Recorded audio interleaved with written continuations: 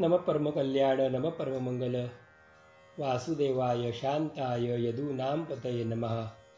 नम परमकल्याण नम परममंगल वासुदेवाय शांताय यदूनां पतये नमः। भगवान गोपाल कृष्ण परमात्म्यांचे चरणी साष्टांग दंडवत असो। भगवान रुक्मिणी पांडुरंगांचे चरणी साष्टांग दंडवत असो। आज चिंतनाला घेतलेला अभंग संत श्रेष्ठ विश्ववंदनीय विश्वगुरू असलेले माऊली नामदेव महाराज यांचा 4 चरणाचा आणि लोकांमध्ये अत्यंत प्रसिद्ध असलेला असा अभंग आज आपण चिंतनासाठी घेतलेला आहे। नामदेवराय महाराज अभंगामध्ये सांगतात की काळ देहासी आला खाऊ, काळ देहासी आला खाऊ, आम्ही आनंदे नाचू गाऊ, आम्ही आनंदे नाचू गाऊ। कोण वेळ काय गाणे, कोणे वेळे काय गाणे, हे तो भगवंता मी नेणे, हे तो भगवंता मी नेणे। टाळ मृदुंग दक्षिणेकडे, टाळ मृदुंग दक्षिणेकडे, माझे गाणे पश्चिमेकडे, टाळ मृदुंग दक्षिणेकडे, माझे गाणे पश्चिमेकडे। कोण वेळे काय गाणे, हे तो भगवंता मी नेणे। नामा म्हणे बा केशवा, नामा म्हणे बा केशवा, जन्मोजन्मी द्यावी सेवा, जन्मोजन्मी द्यावी सेवा। कोण वेळे काय गाणे, हे तो भगवंता मी नेणे, हे तो भगवंता मी नेणे। माऊली नामदेवराय महाराजांचा एक अत्यंत भावपूर्ण आणि अर्थपूर्ण जीवनाचं रहस्य सांगणारा अभंग आहे।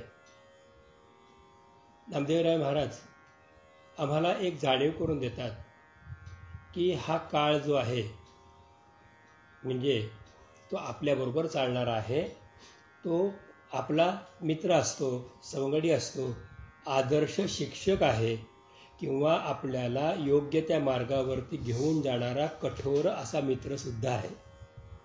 प्रसंग पडल्यानंतर हा काळ आपल्याकडून हवं ते काम करून घेतो आणि आपल्या देहाची हळूहळू झीज पण करतो आणि एक दिवशी आपल्यामध्ये समाविष्ट करून घेतो। काळाकडे पाहताना थोडं वेगळ्या दृष्टीने पहा की काळ म्हणजे मृत्यू हा केवळ खायलाच आलाय का? मृत्यू केवळ आपल्याला भीती दाखवायलाच आहे का? अरे हा मृत्यू सांगाता आहे, हा आपल्याबरोबर आहे, हा आपल्या खांद्यावरती हात ठेवून चालणारा आहे आणि प्रत्येक क्षणी आपल्याबरोबर आहे। आणि हा काळाचं सगळ्यात मोठं वैशिष्ट्य काय आहे तर तो सगळ्यात शेवटी आपल्याला नेणार आहे, पण तोपर्यंत आयुष्यभर आपल्याकडून तो कर्मयोग नाना तऱ्हेचे कार्य हा करून घेणार आहे। करून घेत असताना काही कार्य बलात् करणार आहे आणि काही कार्य जे आहेत ते अनावधानाने करून घेणार आहे, काही सहज करून घेणार आहे, तर काही कार्य विचारपूर्वक करून घेणार आहे। हा काळच माणसाला कीर्ती देतो, हा काळच माणसाला स्फूर्ती देतो, हा काळच माणसाला गती देतो आणि हा काळच माणसाला परमेश्वराचं भजन करण्यासाठी प्रेरितही करतो। ज्या वेळेला मला काही संकट येतं त्यावेळेला हा काळच मला म्हणतो, अरे संकट आले याचा अर्थ असा की भगवंताने तुझी आठवण काढली, तुला भगवंताची आठवण आलेली नाही आहे, तू भगवंताला आठव आणि भगवंताला आठवून तू त्या भगवंताची करुणा भाग तू त्याचे हे कर। ज्याप्रमाणे दुपारी 12 वाजता ज्याला आपल्याला कसं तरी व्हायला लागतं आणि पोटात खड्डा पडल्यासारखं होतो, व्याकुळता येते, त्याला आपल्याला काम करता करता आठवतं की आपल्याला भूक लागली आहे। मग त्यावेळेला पोटातली भूक हीच आपल्याला आठवण करून देते की तू आता काहीतरी खाल्लं पाहिजे। मग मनुष्य आपोआप सगळं सोडतो आणि खायला बसतो। हा मनुष्य वेळेवरती काही कामं करतो ना, हे त्याला त्याची इंद्रिय नव्हे तो काळच प्रेरणा देत असतो। आणि हा काळ त्याचं जे कोणी ऐकत नाहीत ना त्यांना हा काळ भयंकर त्रास पण देतो। काल जो आहे तर त्याचं वर्णन करत असताना विष्णू सहस्त्रनामामध्ये गेलेलं आहे, विष्णू सहस्त्रनामामध्ये काल नेमिनी हा वीर शूर शौर्यश्वरा म्हटलेलं आहे, किंबहुना काळ हा भगवंतांचं प्रतीक आहे असं म्हटलेलं आहे। हा भगवान परमात्मा अत्यंत श्रेष्ठ रूपामध्ये आपल्या अवतीभोवती आहे। कालोस्मिन लोकक्षय प्रवृद्धो असं गीतेमध्ये भगवान श्रीकृष्ण 11व्या अध्यायामध्ये म्हणतात की मी काळ रूपामध्ये प्रकट होऊन मी लोकांचा क्षय करतो, त्यांच्यात एकमेकांमध्ये वादावादी लावून देतो, भांडणं करून देतो आणि त्यांचा क्षय करतो। काळाच्या अधीन स्वाधीन झालेली माणसं एकमेकांना जाणत नाहीत, जुमानत नाहीत। काळाच्या अधीन झालेला रावण, काळाच्या अधीन झालेला कुंभकर्ण, काळाच्या अधीन झालेला कंस, काळाच्या अधीन झालेली पूतना आदी राक्षस हे नेहमी विपरीत वागलेले आहेत आणि त्यांनी भगवंतांची वैर केलेलं आहे. समोर भगवंत असताना सुद्धा भगवंतांची त्यांनी वैर केलं आहे. राम समोर असताना रामाला ओळखलेलं नाही आहे, तर तो तपस्वी म्हणून त्याची अवहेलना केलेली आहे. ज्याला वडिलांनी घराबाहेर हाकलून दिलं त्यांनी माझ्याशी काय युद्ध करावं, अशा स्वरूपाचे उच्चार त्या रावणाच्या मुखातून झालेले आहेत. आणि गतजन्मात झाले मी या जन्मात एका बुक्कीत मारीन असं कंस म्हणतोय. पुतना म्हणते की माझ्या स्तनाला लावलेलं विषाने तो भगवंत जगणारच नाही, तो किती देव असतो तरी तो मरणार. हे काळाची महिमा आहे. आणि काळ का एकदा आपल्या प्रतिकूल झाला की भल्या भल्या माणसांच्या बुद्धीमध्ये कुठल्याही प्रकारातून फरक पडत नाही. काळ एकदा अनुकूल झाला की सगळी माणसं भगवंताला, पर्यायाने श्री गुरूंना, पर्यायाने श्री परमात्म्याला शरण जातात आणि परमात्म्याचं ऐकतात. गुरुजनांचं ऐकतात, सज्जनांचं ऐकतात, मोठ्या माणसांचं ऐकतात, साधू संतांचं ऐकतात, स्वजनांचं ऐकतात. स्वजनांचं ऐकायला येणं हे सुद्धा काळाच्या अधीने बरं. जर स्वजनांचं सांगूनही आपल्याला पटत नसतं तर समजावं की काळ आपल्याला प्रतिकूल आहे. मंदोदरींनी रावणाला समजवण्याचा रामचरितमानसाप्रमाणे किमान 14 वेळा प्रयत्न केला आहे, पण नाही त्याला कळलं, कारण तो काळाच्या अधीन झाला होता. तर नामदेवराय महाराज आम्हाला एक युक्ती सांगतात की हा देहाला काळ खायला येणार आहे, हे प्रत्येकाच्या आयुष्यामध्ये आहे. कधी बालवयामध्ये, कधी तरुण वयामध्ये, कधी मध्यम वयामध्ये, तर कधी उतार वयात, तर कधी वृद्धापकाळी. किंबहुना काळ कधी तुम्हाला घेऊन जाईल सांगता येत नाही. काळ हा देहाला ग्रासण्यासाठीच येतो. पण अध्यात्माचं एक मोठं वैशिष्ट्य आहे की अध्यात्मातल्या वैशिष्ट्याप्रमाणे आजपर्यंत ब्रह्मांडामध्ये एकही गोष्ट मेलेली नाही. माझं वाक्य पुन्हा ऐका. अध्यात्मातलं वैशिष्ट्य आहे की आजपर्यंत ब्रह्मांडातली एकही गोष्ट किंवा कोणी व्यक्ती किंवा कोणी प्राणी मात्र मेलेला नाही. तो रूपांतरित होतो,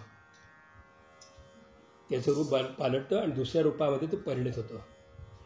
आम्हाला नामदेवराय महाराज हीच गोष्ट अभंगाच्या पहिल्या चरणातल्या पहिल्या ओळीत सांगतात की काळ देहासी आला खाऊ, या देहाला रूपांतरित करणार आहे तो काळ. तर त्याच्या आधी तुम्ही काय करा, तर आम्ही आनंदे नाचू गाऊ. तुम्ही त्या काळाकडे न बघता, तो मित्र आहे आपला, तो आपल्याला सांगतोय, तो सखा आहे, तो आपला सुहृद, हा सज्जन आहे, हा आपला सोयरा आहे, हे लक्षात घेऊन आपण आनंदाने श्री भगवंताचं नाम गा गा गा. तुम्ही त्या भगवंताच्या नामामध्ये रंगून जा, रंगून जा, रंगून जा. तुम्ही भगवंताच्या नामामध्ये नाचा नाचा नाचा. तुम्ही पुन्हा पुन्हा उन्मनी अवस्था प्राप्त करून घ्या आणि भगवंत नामामध्ये, विठ्ठल नामामध्ये, त्या गजरामध्ये, श्री प्रभूच्या नामामध्ये, त्या केशवाच्या नामामध्ये तुम्हाला जे पटेल त्या भगवत प्रभूच्या चरित्राच्या नामामध्ये तुमचं मनाला एकरूप करा आणि तुम्ही अखंड अखंड अखंड त्या भगवंताला गा.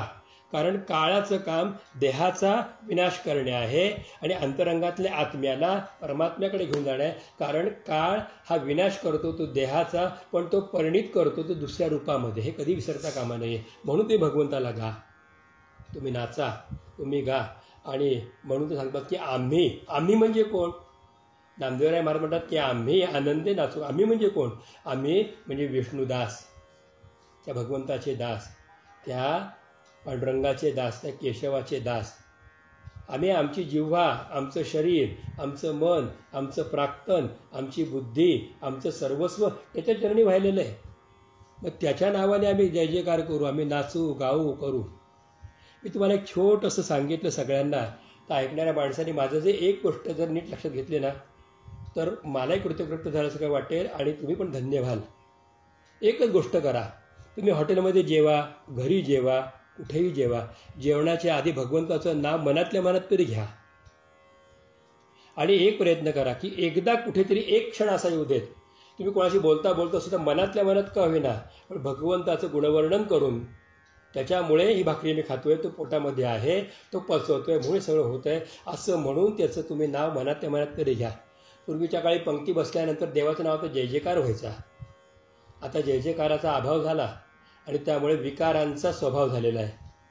तर तुम्ही बसल्या बसल्या, आमचे मोठे महाराज नेहमी सांगायचे की जेवायला बसायच्या आधी 15वा अध्याय म्हणा, पुरुषोत्तम योग म्हणा, आणि पुरुषोत्तमाच्या कृपेने तुम्ही जेवत आहात विसरू नका. पूर्ण 15वा अध्याय पाने वाढेपर्यंत श्री भगवानुवाचे ऊर्ध्वमूलमधून शाखेपासून महाराज म्हणायचे. आणि शेवटी श्रीकृष्ण गोविंद हरे मुरारे हे नाथ नारायण वासुदेव हे कमीत कमी 3 वेळा नंतर म्हणायचे. आणि पाण्याचा शिपका असं पानावरती मारायचे, सगळ्या अन्नाला प्रोक्षण करायचे आणि संपूर्ण वाढून झाल्यानंतर मग जन्माद्याचं येतो वया म्हणून देवाला नैवेद्य दाखवायचा आणि नंतर खायचे. आणि उठताना काही नाही तर गोविंद गोविंद हरे मुरारे गोविंद गोविंद रथांग पाणे गोविंद गोविंद मुकुंद कृष्ण गोविंद गोविंद नमो नमस्ते एवढं म्हणून शेवटी आपोषण घ्यायचे. महाराज हे म्हणायचे की अरे तुम्हाला कितीही व्याधी असू देत, हे अन्न तुमची औषधी होईल. तुम्ही जे खाताय ते अन्नच औषधी होईल. तुम्ही त्याचं स्मरण का नाही करत? जेवताना बसायच्या आधी त्याला स्मरण करा. जेवताना मनातल्या मनात लोक आहेत ना, हरकत नाही, काही नाही जमलं तर आपल्या गुरुमंत्राचा जप करावा आणि गुरुमंत्र म्हणत एक घास खावा. नमः शिवाय म्हणावं, रामकृष्ण गोविंद म्हणा, हरे हरे कृष्ण हरे कृष्ण हरे हरे हरे राम राम राम हरे हरे. तुम्हाला जे म्हणायचं ते एक घास तरी त्याचं नाव घेऊन खा. तो औषध होतो, त्याचा रस होतो, ते परिपूर्ण करतं. आणि हेच गोष्ट नामदेवराय महाराज अभंगाच्या पहिल्या चरणात सांगतात की काळ देहाला खायला आलेला आहे, तो देहाला परिणित करणार आहे, पण आम्ही बाकीच्या भगवंताच्या नामामध्ये आनंदाने नाचणार आहोत, गाणार आहोत, जय जयकार करणार आहोत. पण हे करत असताना नामदेवराय महाराज अत्यंत विनयाने आपली भूमिका अभंगाच्या दुसऱ्या चरणामध्ये मांडतात. फार छान अभंग आज माझ्यासमोर आलेला आहे. मी अत्यंत मनाला माझ्या स्वतःला कृतार्थ समजतो, धन्य समजतो की या अभंगाच्या रूपामध्ये भगवंतानेच मला माझं मनोगत सांगा म्हणून विचारणा केली असं मला भावना मनामध्ये आता या क्षणी आहे. अभंगाच्या दुसऱ्या चरणात नामदेवराय महाराज म्हणतात, कोणे वेळे काय गाणे हे तो भगवंता मी नेणे. खरंच ही गोष्ट आहे की कोणत्या वेळी मी तुझं नाव कसं घ्यावं, मी काय म्हणावं, माझ्या आत्ताच्या वेळेला काय गरजेचं आहे, मी कोणत्या नावाने तुझा जयकार करावा हे मला खरंच काही माहिती नाही. तू माझ्या मुखामध्ये ते उच्चार करून घेतोस, कोणतं गाणं म्हणायचं तू उच्चार करून, तू माझ्या वाणीमध्ये प्रविष्ट होतोस. योंत प्रविशमम वाचमिमां प्रसुप्तां संजीव यत्किल शक्तिधरस स्वधाम्ना अन्यांश हस्तचरण श्रवणत्वगातीन प्राणान् नमो भगवते पुरुषाय तुभ्यम. बालध्रुवाच्या मनातली जी वाक्य आहेत ना, तीच वाक्य ती की मी कोणत्या वेळी काय म्हणावं, काय गावं, काय सांगावं, काय बोलावं हे तो मी नेणता. मला माहिती पण नाही आहे की मी काय करायचं आहे. तुम्ही माझ्याकडे बोलवून घेता. खरोखर संत म्हणतात तसं, साळुंकी मंजुळ बोलत असे वाणी बोलविता धनी वेगळाची. आम्हाला कळतही नाही की आज माझं गाणं छान झालं, आज माझं गाणं रंगलं नाही, आज माझं गाणं फेल झालं, आज माझं गाणं पडलं. गाणं रंगतही नाही आणि पडतही नसतं. ते गाण्याचा रंग आतला श्रीरंग भरत असतो. तो सांगत असतो तू हे कर, तू हे कर, तू हे कर, तू हे म्हण.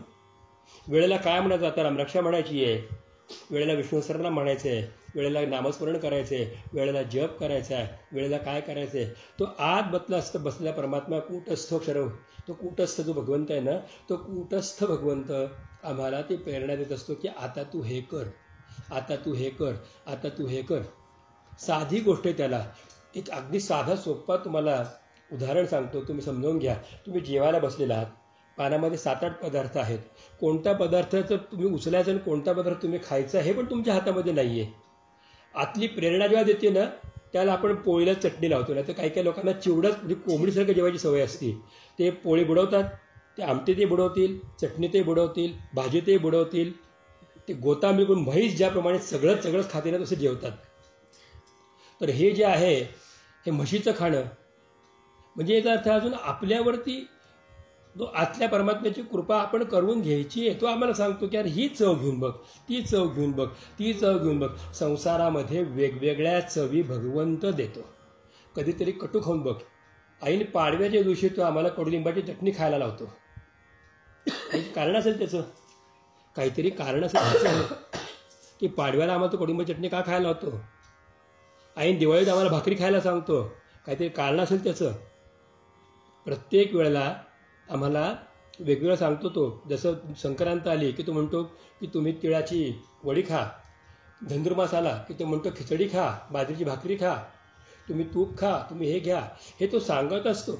त्याचप्रमाणे भगवंत अध्यात्मसुद्धा आमच्याकडनं आतून करवून घेतो. तुम्ही सरेंडर व्हा, तुम्ही फक्त गुरुवरती विश्वास ठेवा, गुरुमंत्राचा जप करा. तेच तुम्हाला सांगतात की ह्या वेळेला मी कुठला जप केला पाहिजे, याला मी कोणाचं ध्यान केलं पाहिजे, काय केलं पाहिजे, काय करता कामा नये. त्यामुळे नामदेवराय महाराज अत्यंत मोकळेपणे कबूल करतात आणि देवापुढे प्रार्थना करताना म्हणतात की कोणी वेळे काय गाणे हे तो भगवंता मी नेणे.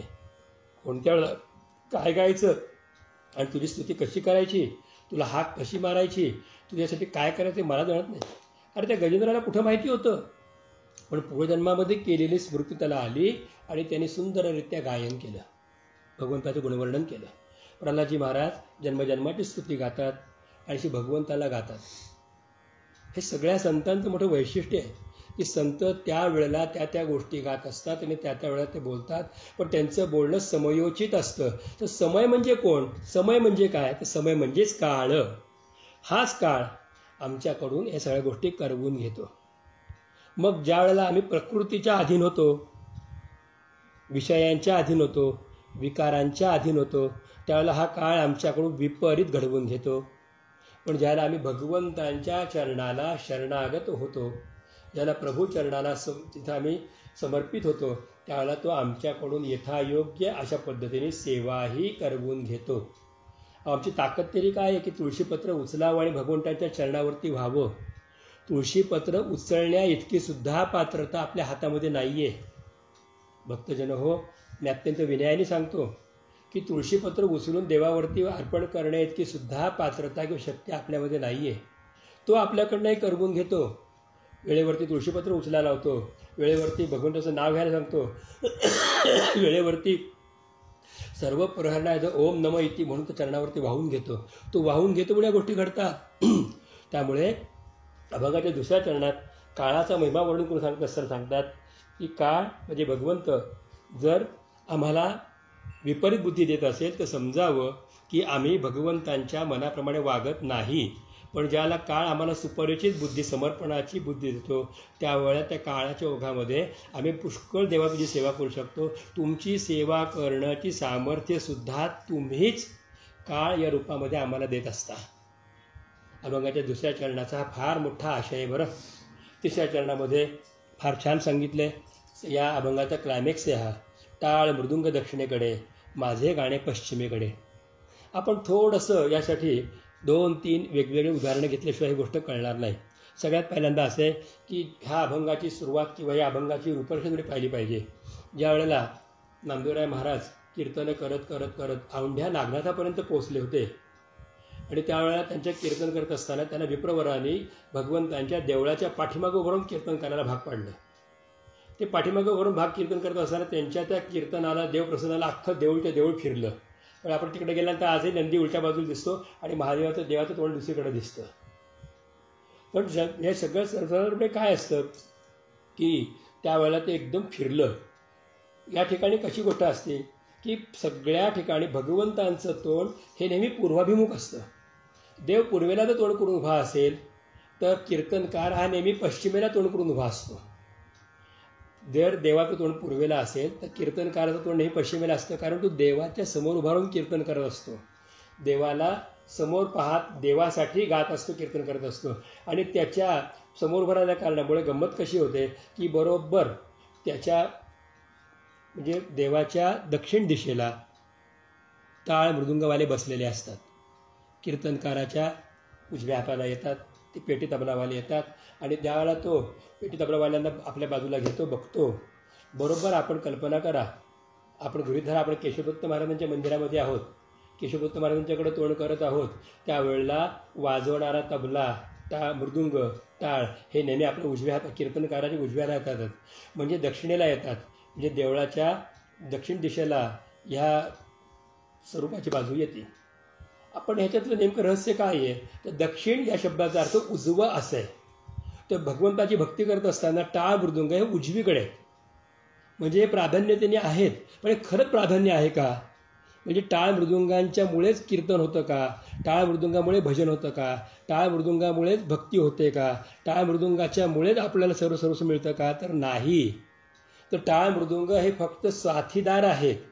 पण आपलं पश्चिमेला म्हणजे भगवंताच्याकडे तोंड आहे, कारण माझं गाणं देवा तुझ्याकडे बघून आहे, तर टाळ मृदुंगाकडे बघून नाही आहे. टाळ मृदुंग वाजत राहतील, सम येत राहील, पण काही काही कलाकार इतके उत्कृष्ट असतात की त्या वाजवणाऱ्या माणसाला सम घ्यायला भाग पडतात, पण ते दीडीने, दुपटीने, 3.5 पट्टीत जाऊन सुद्धा फिरून येऊन परत जातात, कारण त्यांचं लक्ष फक्त भगवंताकडे असतं, फक्त भगवंताकडे असतं, फक्त भगवंताकडे असतं. त्यामुळे गायनातलं विशेषत्व काय आहे तर ज्याच्या अंतरंगातल्या भगवंताला अनुभवत जो गातो त्याचंच गाणं परिपूर्ण आहे. कारण भगवंताचं तोंड पूर्वाभिमुख आहे आणि याचं तोंड भगवंताकडे पश्चिमाभिमुख आहे. काही वेळेला असंही होतं की वाजवणारा एक वाजवतो आणि गाणारा त्याच्या पुढे पुढे पुढे गात जातो. पुष्कळदा असं होतं की जर पेटी आणि गायन एकच माणसाकडे असेल तर त्या माणसाची नेहमी गफलत होते की त्या पेटीवरती त्याच्या बेंदूतनं आधी बोटं जातात आणि ते आधी काही ते वाजून ठेवतो आणि तोंडातनं नंतर बाहेर पडतं. ते आधी त्याची बोटं फिरतात आणि त्याचे वाजले जातात. तर ह्याच गोष्टीला म्हटलं की दक्षिणेकडे एक वाजते आणि पश्चिमेकडे एक जाते, म्हणजे पुढे पुढे पुढे पुढे करत जातात ते. ही जी गोष्ट आहे ही गोष्ट अध्यात्मामध्ये पण आहे. आपल्याला वाटतं एक, पण जात असतो फार पुढे पुढे पुढे. आणि कोणीही त्याच्यावरती अवलंबून नाही. काही जणांच्या मनामध्ये चिंतन येतं की दक्षिण दिशा ही यमाची दिशा आहे. पुढच्या चरणाच्या अर्थाने असं म्हटलं जातं की आपण सूर्यास्तंगत पश्चिमेला होतो, परत आपल्याला जन्माला यायचं आहे, कारण तरी जन्मोजन्मी दैवी सेवा म्हटलेलं आहे. त्यामुळे आपल्याला परत पूर्वेला जन्माला यायचं आहे, म्हणून आपलं पश्चिमेकडे पाहून गाणं आहे. ठीक आहे, अर्थाच्या दृष्टिकोनातून चुकीचा अर्थ लावला आहे असं मी म्हणत नाही, पण अभिप्रेत अर्थ असाच आहे की अंतरंगामध्ये दक्षिण दिशा म्हणजे वाद्य ही उजवीकडे असतील, पण आपलं तोंड बाकी भगवंताकडे असायला पाहिजे. वाद्यावरती गाणारा आणि भगवंतासाठी गाणारा याच्यामध्ये फार फार फार फरक आहे. उत्तम उत्तम गाणारे गायक असतात, पण ते देवासाठी गात असताना ना त्यांना कुठल्याही प्रकारचं भान नसतं. ते फक्त भगवंतासाठी गात असतात आणि ते गात असताना तुम्ही काय गायलं, काय वाजवलं, कशासाठी केलं काही कळत नाही. माझं कोणावर टीका नाही, पण आजकालच्या गायनामध्ये अगदी छोटे छोटे लोकंसुद्धा पहिला तंबोरा लावल्याशिवाय गाऊ शकत नाही. का गाऊ शकत नाहीत? कारण ते डिपेंडिंग आहे, ते अंतरंगावर विश्वास ठेवत नाहीत. आमचे पूर्वीचे कीर्तनकार स्वतःच्या स्वरावरती तंबोरा लावत असत, स्वतःच्या स्वरावरती गळ्यातला तानपुरा लावत असत, आणि तानपुरा लावल्यानंतर त्या तानपुऱ्याच्या दारा छेडल्या जायच्या. तानपुऱ्यावरती यांचं गायन नाही, पण दुर्दैवाने आजचं गायन तानपुरा लावल्याशिवाय होत नाही. हे जोपर्यंत आपण बाहेर पडत नाही ना तोपर्यंत या ओळीचा अभंगच कळणार नाही. टाळ मृदुंग दक्षिणेकडे, माझे गाणे पश्चिमेकडे. प्रत्येक वेळेला आपल्याला स्वर द्यावा लागतो. स्वर कानामध्ये, अरे स्वर अंतरंगातला काय नाही, कारण तुमचं गाणं हे तुमच्याशी आत्मकेंद्रित झालेलं आहे. ज्या वेळेला अंतरंगातला स्वर लागतो ना त्यावेळेला पेटीचा स्वर आतून लावून घ्यायचा असतो. काही काही बुवा कीर्तनकार प्रवचनकार बसल्यानंतर गायला लागल्यानंतर सुरुवात केली त्यांचा जो काळी 1चा स्वर आहे, काळी 2चा आहे, काळी 4चा आहे, जो स्वर असेल तो स्वर त्यांचा नसतोच मुळी. तो स्वर अंतरंगातला असतो आणि त्या स्वरामधून ते सप्तरंगांची उधळण करत असतात. फार मोठा आनंद आहे या सृष्टीमध्ये. हा एक वेगळा आनंद आहे. त्यामुळे नामदेवराय महाराज सांगतात ती गोष्ट 3ऱ्या चरणामध्ये एक वेगळ्या प्रकारची आहे की लक्षात घ्यावं नेहमी की टाळ मृदुंग हे सव्य आहेत. सव्य म्हणजे दक्षिण, ते दक्षिणेकडे आहेत. परंतु आपण बाकी आपलं पश्चिमेकडे उलटं असेल तर आपलं गाणं पडेल, पूर्वेकडे असेल तर टाळ मृदुंगाकडे पाठ असेल. पण आपलं गाणं जर पश्चिमेकडे असेल तर बाकी आपलं तोंड सन्मुख भगवंतांचे आहे, आणि जो भगवंतांना सन्मुख आहे त्याला सगळ्या दिशा सन्मुख होतात. त्यावेळेला अवघ्या दिशा एक झाल्या, हा आनंद त्या साधकाला प्राप्त होतो. त्यामुळे नामदेवराय महाराज 3ऱ्या चरणामध्ये आम्हाला सांगतात की भगवंता तुझ्या रावळामध्ये मी उभं राहून ज्याला गातो ना त्या तुझं तोंड चंद्रभागेकडे पूर्वेकडे आहे, पण माझं तोंड बाकी तुझ्याकडेच आहे पांडुरंगा. आणि ते टाळ मृदुंग दक्षिणेकडे वाजत असतात, माझं तोंड तुझ्याकडेच आहे. आणि अंतरंगातली हीच ठेवण, हीच कला साधकाने साध्य करायची आहे. आतली वीणा वाजली पाहिजे, आतली सरस्वती वाजली पाहिजे, आतले तालांचा झणत्कार झाला पाहिजे. आतमध्ये पण 3 तार आहेत, आतमध्ये पण आकार उकार मकार आहे, आतमध्ये सुद्धा 3 दिव्य असे स्वरांची रागिणी आहे. आणि ती दिव्य स्वरांची रागिणी आहे ती इडा पिंगला सुषुम्ना नावानी पण आहे. ती आतली दिव्य जी आहे ती आकार उकार ओंकाराच्या नावानी पण आहे. आतमध्ये सुद्धा, या कंठामध्ये सुद्धा खूप छान आहे. दत्तात्रयांच्या पुढे उभा राहिल्यानंतर वासुदेवानंद सरस्वती म्हटले ते की नाही टाळ नाही कंठ सुस्वर. तर ते त्याने सांगितलं की माझं टाळ कंठ सुस्वर नाही आहे, परंतु देवा मी तुझ्यासाठी गातोय. आणि देवाला ते आवडतं. किती वेळा असं होतं की गायक गात असतो, लोकांना ते कंटाळा येतो, परंतु तो इतका तन्मयतेने गातो, त्याचं बाकी गाणं भगवंत प्रेमाने मनापासून ऐकत असतात. हे कळण्यासाठी मी पुन्हा एकदा अगदी सविनय सांगतो, कोणाचाही अवमान नाही याच्यामध्ये. सवयीने सांगतो की एकतारीवरची जी भजनं आहेत ना, त्या एकतारीवरच्या भजनांना कधीतरी ऐका. ती एकच तार ती वाजत असते, हातात चिपळी असते, ते चिपळीवरती त्याचा आवाजात ठेका दिला जातो आणि ते अंतरंगामधून जाऊन कुठे ट्रान्समध्ये जाऊन त्या भगवंताला प्राप्त करून त्या ओंकाराचा षडज लावून त्या ओंकाराच्या षडजात गात असतात.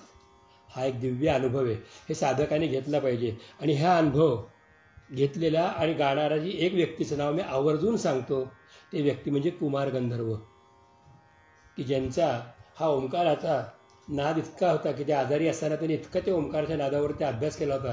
त्यामुळे त्यांची अर्ध्या फुफ्फुसाची कमतरता होती, एक कमी होतं, तरीही अर्धे त्यांनी तुकडे गायले. परंतु गात असताना ते तुमच्या आमच्यासाठी गात नव्हते, ते भगवंतासाठी, ते त्या परमेश्वरासाठी.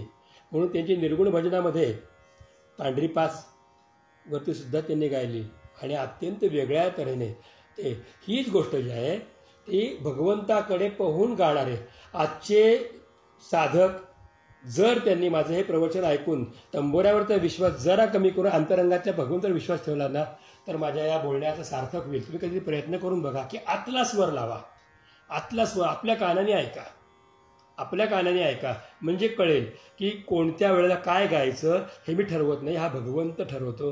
अभंगाच्या दुसऱ्या जण सांगितल्याप्रमाणे आणि तिसऱ्या जण सांगितल्याप्रमाणे टाळ मृदुंग दक्षिणेकडे, माझे गाणे पश्चिमेकडे. हा माझा गाण्याचा मोठा आनंद आहे.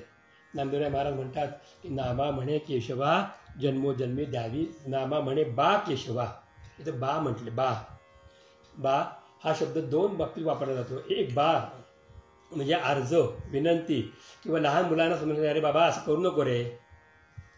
आणि एका ठिकाणी बा हा वडील या अर्थाने शब्द वापरला जातो. आपण मोठे आहात म्हणून खंडो बा, चोखो बा, विसो बा.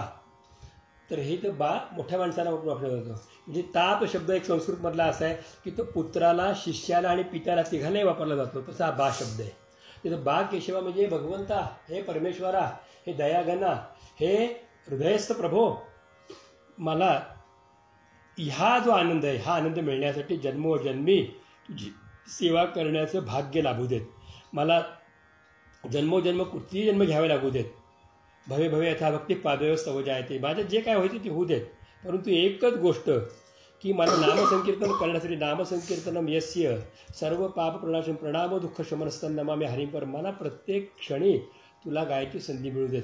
मी कोणत्याही योनीमध्ये का असेना मला तिथं गाता यावं, तुझं नाम घेता यावं. गाणं म्हणजे केवळ गायन नाही आहे, तर गाणं म्हणजे अंतरंगातलं हितगुज त्याच्याशी करता येणं म्हणजे गाणं आहे. गाणं म्हणजे गायन नसून अंतरंगातली हितगुज त्याच्याशी करता यावी. अंतरंगातली हितगुज ज्याला हातातून आणि बुद्धीतून वाद्यात जाते ना, त्याला वाद्य झणत्कार करतं. मी खूप लहान होतो आणि लहान असताना मी याला जायचो, सवाई गंधर्वाचा कार्यक्रम बघायला जायचो. मी मुद्दामून कुठले नाव घेत नाही, पण त्यावेळेला त्या वर्षीचा कार्यक्रम रेणुका स्वरूप शाळेमध्ये सवाई गंधर्वाची छोटी जागा होती आणि भगवंताच्या कृपेने आशीर्वादाने मला अगदी पुढे बसायला मिळायचं. अगदी पहिल्या लाईनीमध्ये बसून मी ते गायन ऐकायचो सगळ्यांचं. फार आनंद. अशी मध्यरात्री 2:30-3ची वेळ होती आणि एक फार मोठ्या विदुषी सरोद वाजवायला आल्या. सरोदवरती आल्या, त्या बसल्या व्यासपीठावरती. त्यांनी आलाप जोड झाला मधला आलाप घेतला आणि वाजवायला सुरुवात केली आणि अचानक लाईट गेले. त्यावेळेला जनरेटर प्रकार नव्हता, तर त्यावेळेला मग पेट्रोमॅक्सचे दिवे लावले. सगळं ऑडियन्स एकदम शांत आणि तेवढ्या झणत्कारात ते सगळ्यांपर्यंत पोहोचत होता. त्या अवस्थेमध्ये जवळजवळ 35 मिनिटं लाईट नव्हते, पण त्यांनी आलाप जोड झाला इतकं छान त्याच्यामध्ये केलं. द्रुतगती याच्या वेळेला लाईट पुन्हा आले आणि लाईट आल्यानंतर मी समोरच होतो. माझ्या वेळेने बघितलं की त्या विदुषींच्या बोटातून रक्त ओघळत होतं. ते मध्ये मध्ये एका चांदीच्या वाटीत बोटं बुडवायच्या. तर ते का बुडवायचे मला कळायचं नाही, पण ते बोटं बुडवायच्या आणि वाजवायच्या. आणि त्याला कळालं की चांदीच्या वाटीमध्ये उत्तम प्रतीचं अत्तर होतं, त्या अत्तरात बोटं बुडवायच्या आणि ते वाजवत होत्या. रक्त त्या चकचक चकचक करणाऱ्या सरोदवरती त्यांचं रक्ताचे ओघळ मी बघितलं डोळ्यांनी. खरा कलाकार उठून टाळ्या वाजवल्या होत्या लोकांनी. तर हे त्यांनी एकच सांगितलं की कोणी ऐकते नाही, वो सुन रहा था, वो सुन रहा था, तो वो मेरा कन्हैया, मैं उसको सुना रही थी. तर ही जी अवस्था आहे ना, ही अवस्था प्राप्त होण्यासाठी म्हणून नामदेवराय महाराज म्हणतात की जोपर्यंत ही अवस्था मला प्राप्त होत नाही ना तोपर्यंत देवा कृपा करा, जन्मोजन्मी द्यावी हीच सेवा. बा केशवा जन्मोजन्मी द्यावी सेवा. मला असा आशीर्वाद द्या की जन्मोजन्मी तुझ्या चरणाची सेवा माझ्या हातून घडू देत. मला तुझ्यापर्यंत पोचण्यासाठी शब्द ब्रह्म माध्यम जे आहे ते तुझं गीत आहे. तसं एका ठिकाणी कवीने म्हटले, तुझे गीत गाण्यासाठी सूर लागू दे. तसं तुझं गीत कोणत्याला काय गायचं ते मला माहिती नाही. काळ मला शिकवत आहे, त्या काळाला मी बरोबरीने घेतलेलं आहे आणि त्या काळाच्या बरोबरीने मी अत्यंत आनंदाने आणि आवडीने तुझं नाव घेतोय. भगवंता कोणत्याला काय गायचं ते मला माहिती नाही, तूच माझ्याकडून गाऊन घेतोस. किंबहुना टाळ मृदुंग दक्षिणेकडे असतात, माझं तोंड पश्चिमेकडे आहे, कारण देवा मी तुझ्याकडे पाहते, कारण तू पूर्व दिशेला तोंड करून बसलेला आहेस. आणि नामदेवराय महाराज म्हणतात की हे बा केशवा, हे प्रभो, हे भगवंता, माझ्यावरती अशी कृपा कर की तुझ्या चरणावरती तुळशीपत्र वाहण्यासारखं गाणं माझं होण्यासाठी म्हणून जन्मोजन्मी मला ही सेवा, तुझ्या अभंग गाण्याची आणि तुझ्यासमोर उभा राहून कीर्तन करण्याची सेवा मला तू द्यावी. ही मी चरणावरती मस्तक ठेवून प्रार्थना करतो. मीही तीच प्रार्थना करतो. आयुष्याच्या शेवटच्या क्षणापर्यंत सद्गुरुराया आपल्या चरणाशी विनम्र होऊन आपलं कार्य करावं, आपलं नाम मुखात असावं, आपली शरणसेवा घडावी. पुन्हा पुन्हा जन्म मिळाले तरी हरकत नाही, पण प्रत्येक जन्मामध्ये माझे सद्गुरू आपणच असा आणि आपल्याच चरणाची म्हणजे पांडुरंगाची, आपण जे पांडुरंग आहात, आपली सेवा माझ्या हातून घडावी एवढं त्यांच्या चरणाची प्रार्थना करून हे माझं भावपुष्प जे आहे ते माझ्या सद्गुरुनाथांच्या चरणी मी अर्पण करतो. भरोनी सद्भावाची अंजळी मी या उवेली फुले मोकळी, आरती आली आंगळ युगळी गुरुरूपाच्या. तसं सद्गुरू चरणार्पणमस्तु. कुंडलिकावरदे हरी विठ्ठल श्री ज्ञानदेव तुकाराम श्री पंढरीनाथ भगवान की जय. गोपाल कृष्ण भगवान की जय. माऊली ज्ञानेश्वर महाराज की जय. माऊली तुकाराम महाराज की जय. माऊली नामदेवराय महाराज की जय. श्री गुरु गोविंद महाराज की जय. श्री सद्गुरु केशवदत्त महाराज की जय. सद्गुरुनाथ भगवान की जय.